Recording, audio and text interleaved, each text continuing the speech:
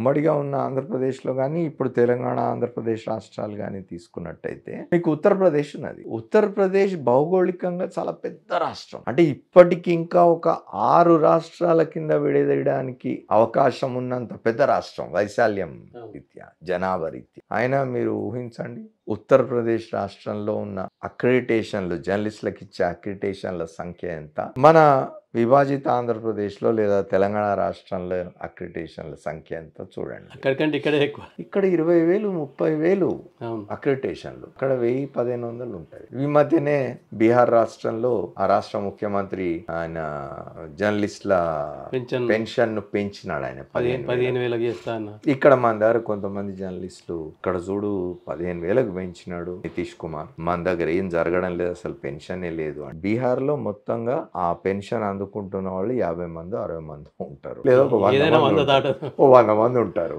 మన దగ్గర 20,000 30,000 మంది ఇప్పుడు అంటే పదవి విరమణ చేసి అంటే రిటైర్ అయి ఉన్న జర్నలిస్టులే వేల సంఖ్యలో ఉంటారు.